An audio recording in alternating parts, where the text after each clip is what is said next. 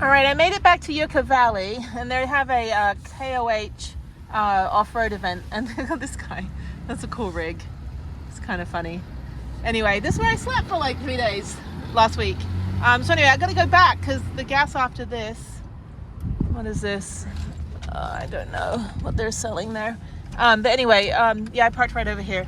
So I gotta go back like a couple blocks because after this, the gas is like $4.50 and it's $3.83 here in Yucca Valley. So I've got to go back and get gas. I don't know why my gas tank isn't fully filling up. This is a California thing. They don't let you top it up. Like the gas pumps kind of glue themselves in and attach, and you can't just like, you know, like top it up like you can. It like prevents you from doing that. So it kind of sucks. So anyway, okay, well, let me go back about 3 blocks to the Arco, go fill up, and then get on my way. I don't want to get stuck in the middle of the Mojave Desert, which is where I'm going to be for about 100 miles. So. All right, I'm driving through the Mojave Desert, and I'm a little bit terrified because the number of miles left on my tank is 177, but I have a full tank, which should be 350 miles. So I'm just kind of doing math now. I've got 147 miles to go. For every 10 miles I'm driving, the number of the range, the actual number on the dashboard, drops by 1. So it was 180, it's now 177, and I've driven like 60 miles. So I'm hoping that the actual gas gauge with the little lever indicator is right and the number is wrong, but it just happened this morning, so I probably had a mouse chew on it. Anyway, I'm in the Mojave Desert. Like, I could be stranded here if I run out of gas, but I think I have enough. I filled up at 3 different gas stations to try to top up before I left Joshua Tree in Yucca Valley. So fingers crossed. It looks like the gas gauge is moving a little bit, but I've driven, you know, 70, 80 miles now, and it still says I'm at 177. But when I filled up, it only put me at 200. So I was like, oh, that's weird. And everything's drying on the front of my dashboard right now. Anyway, okay, so I've got about 2.5 hours to go, and I'll be in Vegas if I make it there. If not, then I've got 6 weeks of food, and I'll be stuck in the Mojave Desert. And probably get my friend Chris to come get me. All right, I'm at Roy's Vacancy Motel Cafe, and these guys are just parked randomly where the gas pump is. I need gas, I think, but I don't know. These people are just like blocking. Let me check the map. I need to not be going through the middle of the desert without gas. There's no other towns. There's no cell reception. Let's see if there is no gas there. Okay, let me see. It is $6 a gallon for gas. So let me see if somebody can help me pump gas, because I don't know what's going on with my gas gauge. It's moving a little bit. I've only gone like 70 miles, so we'll see. I've got 125 to go. I think I need a tetanus shot with this thing anyway. Let's go around here and take a look at the price. It is $5.99. I hope I don't need to fill up too much, but we'll see.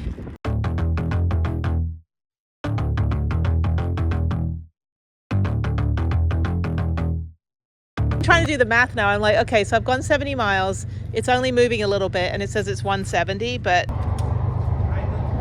When it stopped the first time, it was 3. so it's only 3 gallons. Okay, 3.5 now. Do you want me to try to keep going? yeah, try to keep going, yeah, if you can.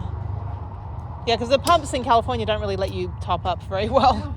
All right, I just spent $23 on 3 gallons. So we'll see how far that gets me. Okay, we're back on track. So 4 gallons got me like 60 miles or something, 50 miles. And that's enough to get me to Vegas. Where's Vegas? There we go. Okay, let's go. I've got to go because I've got to get on the call with Harriet at 7 p.m.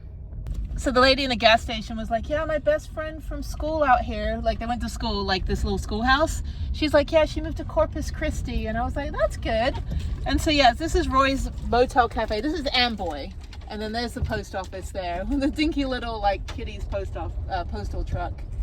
And I cannot see anything behind me. Yeah, there's a church and then a school and an abandoned car for sale and a bunch of shoes. So what a weird, oh, there's a school. School shut down because there's no kids anymore. That is nuts. And I was like, yeah, what's it like growing up here? She goes, well, our parents worked in the citrus farms, and then now the citrus farms are no longer there, and now it's all chloride.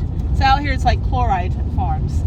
So I don't know what's happening with my gas gauge, but I think it's elevation or something like that. But you know, she's like, I don't think I've ever seen gas less than $6 a gallon. I was like, yeah, like if you go somewhere, like, but you know, I mean, out here it's like if this is all you know. I mean, I lived in a village in northern Japan for 4 years, and the only interaction that any of those kids or anybody really would have with foreigners is like the ones that lived in the town or the surrounding towns or the English teachers. But yeah, it's like living out here. I mean, I guess, you know, you live here to work. You don't live here because you want to live here. But she said, yeah, as kids, we really didn't have a choice.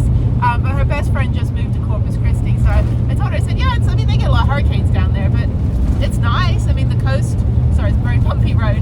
The southern Texas coast can be quite nice, actually. Like South Padre Island is nice, you know, because you're right down near Mexico. Galveston, not so much, not really, but yeah, so I spent like a crap ton of money, but at least it got me up. So now I'm fine. Now I can just drive the 2 hours to Chris's house, and then we're good. And then I'm not going to die in the middle of the Mojave Desert. Can't imagine how hot it gets here. But yeah, that school is completely shut down. So I don't see any houses out here. I mean, I don't know what the population of Amboy is, but let me find out. So I don't have cell reception out here, so sorry, I can't go Wikipedia on you. But anyway, I have a t-shirt on from the Dali Museum, says stay surreal, because that's pretty much how this week has gone. I am devastated having to leave California, but I have to get to Vegas because I'm flying home on Thursday, or Friday morning actually, and I need to get these upper cabinets done, and this was kind of the plan. But when you lose somebody, it's really hard because like your life still has to go on, but all you want to do is crawl in a hole and cry, which is what I want to do. But I'm not like a crawl in the hole cry kind of person to begin with, so it's like toying with all of my emotions. I'm all over the place, questioning what happens when you die, because I just thought you just stop, like when you go to sleep and you don't wake up. Like, I don't know, but it's just it's been a pretty horrendous 2 weeks. At the same time, it's been a healing and comforting 2 weeks, you know, especially in the nomadic community, meeting everybody, and you know, seeing my old friends again and getting that essential like hello hug that I've really needed. Like, I'm gathering hugs right now.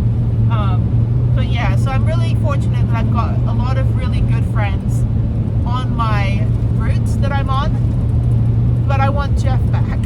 I can't believe that. I just, you know, we were preparing for 2 years that anytime that he relapsed, this could be it. But now that it is, and it was such a horrible, lonely, horrendous way for him to go. Like, he was around nobody. Okay, so now I figured out what happened, now that I've done some digging.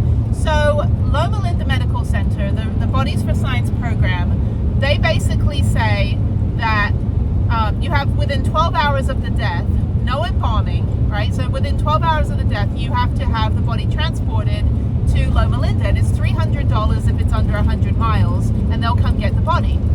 So now I understand what happened. So, like, you also have to have 3 people witness. One person has to be a disassociated person, meaning like they're not a family member, they haven't had part of the care, they're just a random person. You just tap someone on the shoulder on the street and say, hey, can you sign this? And this road is closed up here. Okay, never mind. I'm gonna make a detour. But yeah, so and now my gas gauge is going up. I'm like, what is happening, Prudence? What is wrong with you? Like, numbers, like, did you fail math today or something? Anyway, okay, so I'm gonna take a detour here. So this is what happened. So Loma Linda will say, okay, we'll come pick the body up within 12 hours. It's not like, you know, somebody passes away and then they just come get you. Like, they have to actually plan for this, and they have to actually have the paperwork in order and get all of this stuff and make sure that the person wanted to be, wanted to be donated, which he didn't. So this is why this has made this even more of a legal issue, because he didn't want to be donated. She knew, his mother knew that he had a DNR, do not resuscitate, and had the do not donate medical science. So so that's probably why for the 6 days that she kept him on life support, where he, you know, was unresponsive, she she was most likely waiting for Loma Linda to come get it. So they just, because they can't take the body if it's been dead more than 12 hours. So she kept him on life support deliberately for 6 days until she could get the Bodies for Science program to come get him. And we had no idea this was going to happen. She prevented us from going in the room, from being in the hospital, for getting past, you know, the entryway, because she didn't want us, you know, if he had passed away on Sunday, or the Tuesday that his brother was there, or the Wednesday that I, you know, was going to be there, that if he had died on any of those days, his brother would have taken the body, the funeral home would have transported it to Vegas, and we would have had the funeral. But his mother deliberately, now I get it, she deliberately prevented all of that from happening. She kept him on life support against his will so that she could prolong it long enough to have Loma Linda. Now, when Jeff did die, his last hour, it took about 20 minutes once he was taken off life support for him to pass away. And his heart stopped and he stopped breathing. And well, you know, it's like he had very minimal brain function. And I really do hope he didn't suffer. Like, he suffered enough through the last 2 years. But she didn't even let the sister in there when Jeff was, you know, she sat in the lobby. His mom sat in the lobby and waited for Loma Linda to come get him. So they came right away.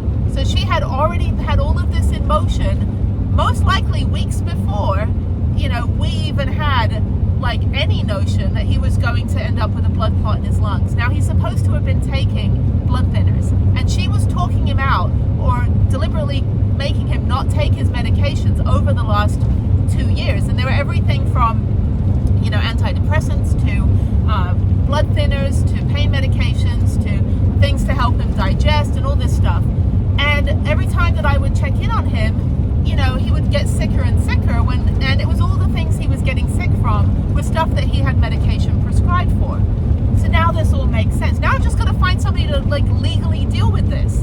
I've called like 20 different lawyers, and they're like, well, we deal with this, this, and this, and this. I'm like, okay, but we have crime, which is the forgery and the fraudulent power of attorney. We have, I don't know what body snatching is. We have the malpractice by the hospital for not listening to us when we showed up with the power of attorney. They deliberately kept him on life support against his advance directive, and then he was donating to Loma Linda Bodies for Science program. But she basically prevented anybody from going in that room after he died until they came and got him. And according to Dr. Peterson, who was the head of the Loma Linda Medical Center, he said that Jeff arrived on Thursday, because you have to arrive within 12 hours. You can't be embalmed. So even when we get the body back, you know, when we get Jeff back, to transport him to have him buried, we're not going to be able to, like, we can't do like a, you know, open casket or anything. I don't even know how any of that, I know cremation. I don't know like burial, because I lived in Japan and they're Buddhist and they cremate. So most likely he'll be cremated, and his dad was cremated as well, and they'll just bury the ashes next to each other in the cemetery, and then we'll have somewhere to go to pay our respects. We don't have any way to have closure. We don't have any way to have like said our goodbyes in person, even though we were here. But now this makes sense, because I read all the paperwork in the Bodies for Science packet that tells you how to donate a body for science and all this stuff. In addition, it says that there's like 9 different you know, subsections, and it says that if any other family member objects, they will not take the body. So I don't know why his sister agreed to any of this. I don't know if she even knew what was going on, because I don't think any of us knew. But she was at the hospital at the time, but she was not allowed in the room when he was passing away. So I have a funny feeling that she so my ears are popping. I have a funny feeling that she, you know, she kept all this from us deliberately so that she could donate it. Now, she cannot use, I'm so mad about this, she cannot use the whole excuse of, well, you know, I don't want to pay for a funeral, the funerals are too expensive. I'll pay for the funeral. The VA will pay for the funeral. We have ways to pool our money together to have a funeral, completely. Now I'm going to go around this van. But it's like, you can't just, that's not how this works, you know? I have a hand signal for this person? No. I was like, is that a young van lifer? No, that's like a 90-year-old man in there. I don't want to be waving at anybody on the freeway here because I'm like, you know, yeah, I'm in the middle of like the Mojave Desert. But anyway, so that's the whole deal. That is basically like journalist Jennie here, little cybersecurity, military intelligence Jennie, figuring this all out. Now, the fact that everybody's completely terrified of that woman validates the fact that she's fucking terrifying. Like, I am shocked, I am heartbroken, I'm angry, but I am not surprised that she did this.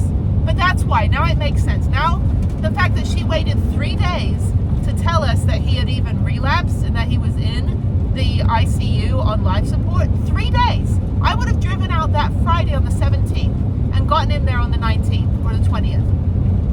So then we all said goodbye on the 19th, and I was like, I'm still in Texas. I'm like, this is bullshit. Like, what is happening? Why did we not get told? So then I found out an hour later, after I talked on the phone, like I said my goodbyes on the phone, I just said like, this is bullshit. So his brother told me that it was, that he found out that afternoon after he talked to me, he found out that Jeff had been in there for 3 days almost, or just under 3 days. So, but she kept him alive. He should not have been resuscitated that Friday. But of course, maybe, like, Loma Linda wasn't going to come pick him up that Friday. And Linda didn't want to give us the, you know, the respect of enabling us and his little girl to have a funeral. I cannot fathom what would go through somebody's mind to allow that to happen. Not only that, but not only is he not embalmed, it's like his, you know, the body decomposes pretty quickly. And I'm not a religious person, but for Jeff, I do believe that the soul and the body is there. Like, it's one whole thing. And he went through so much with the amputation and all the medical procedures and all of this stuff in the hospital, even putting a camera down his throat to try to get his vocal cords to work so he could eat, because he had paralyzed vocal cords. He went through so much, so many surgeries, poked and prodded and cut and all this stuff. Like, give the guy a little bit of dignity, and please allow us to have him cremated and buried.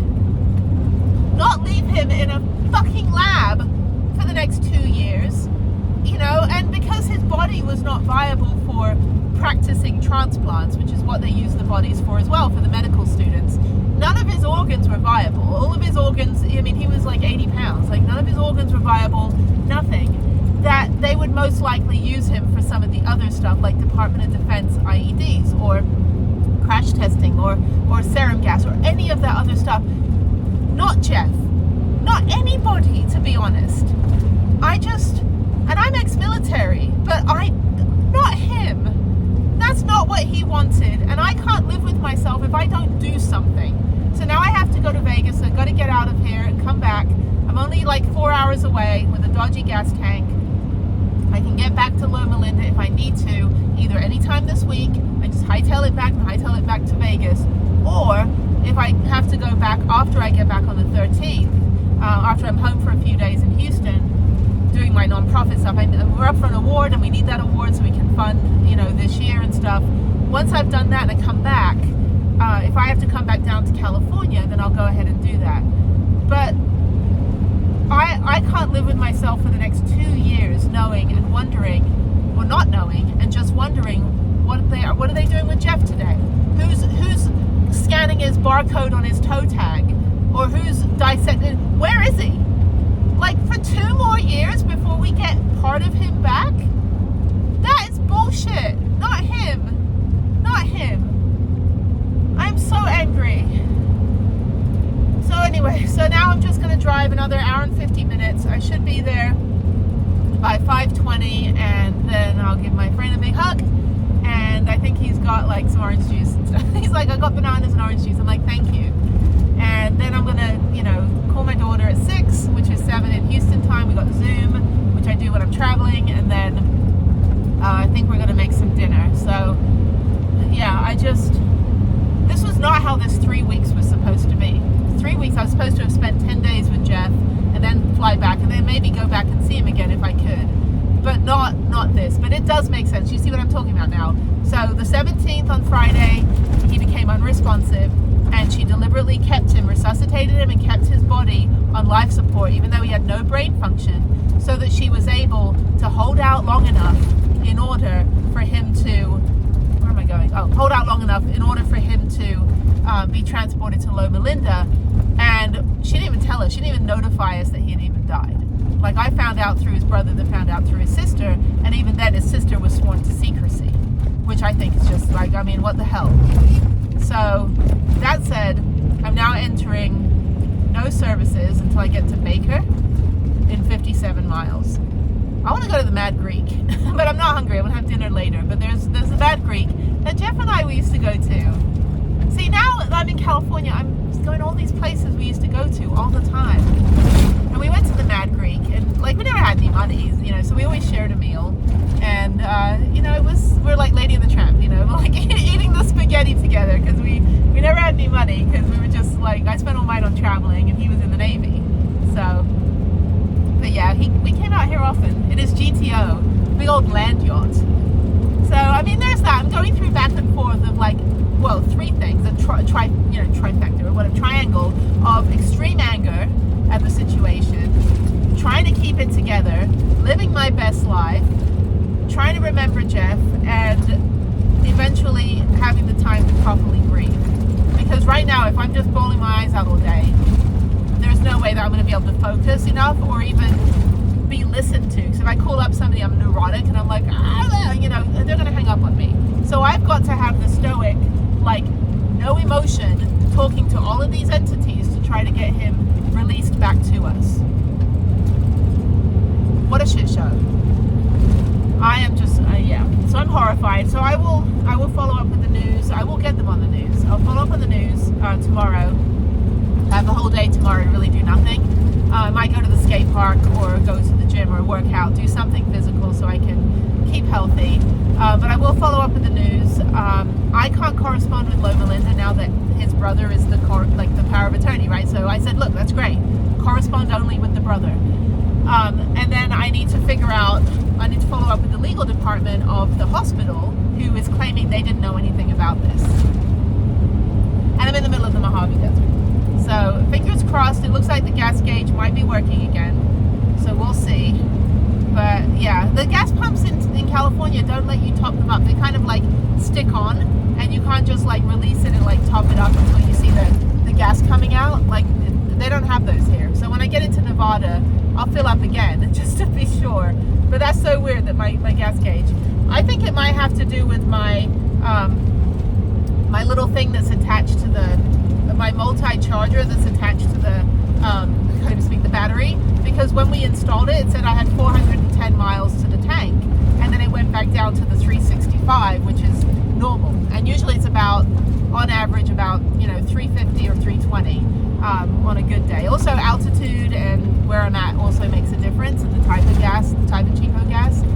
But I have a funny feeling that if I maybe just disconnect this whole outlet thing that I really don't need, to be honest. I mean, it is helpful, but I don't, unless I'm driving a long way. Unless I like idle the engine and just keep the Jackery plugged in. But I think for the next week or so, if I disconnect it, it might redo the calibration of the gas tank. I don't know. I'm going to like logical Jennie, but I'll keep you guys posted. But that's the update. Now it completely makes sense as to why we weren't allowed in there, why this was all kept a secret, why he was kept on life support for 6 extra days, and why he was immediately transported to Loma Linda without our knowledge. For like, we couldn't find him for 4 days. 4 days I had no idea where Jeff was. But of course his mother's like, well, oh, women, like, she couldn't even get my name right. She kept calling me Nicole. I'm like, who the hell's Nicole? You don't even know my name, you stupid woman. I have no love for that woman whatsoever. For 33 years, it's been hell. And there's a reason that Jeff kept us far away. And there's no way on this entire universe, or wherever he's gone to, that he would ever have had his mother be the person to make any decision for him. And there's no way that he was in capacity to even sign anything. I mean, he was paralyzed. He couldn't even hold a pen. But I won't get into that. Right now, I'm just going to focus on not hitting a pothole. This is horrible. Oh my God. I've got 18 miles, and then I'll be in another city. So So, and then I'll be in Baker, I think, or Baker's the wrong direction. I don't know where I'm going. I'm just following Google. I've got no cell reception out here, but I have 6 weeks of food.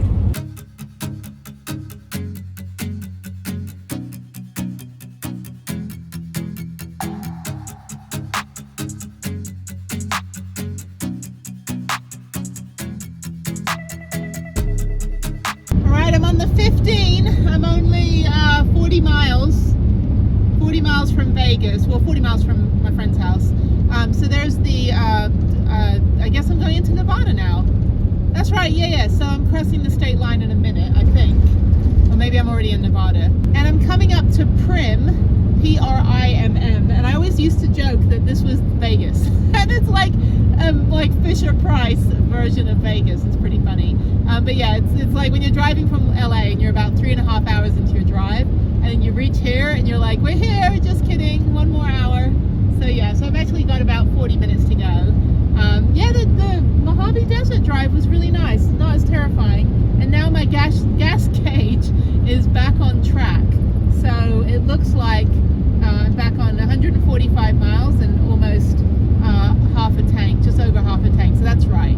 So anyway, okay, well I'm back in Wi-Fi and civilization. But yeah, heading up to Prim, and that's like, I always joke, I'm like, I'm here, and they're like, you're an idiot. I'm like, I'm not an idiot.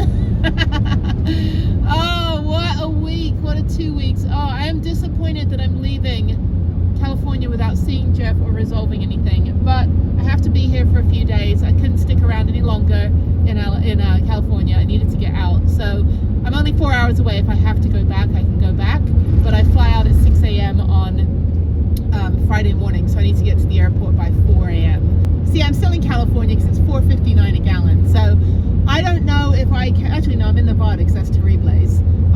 So I don't know if I can leave my van in my friend's driveway because he lives on a country club, or if I have to leave it at the Holiday Inn or something, or the Hampton Inn like I did last time. It's only $10 a day, but I'll be gone for like 7 days, so it'll be like $70.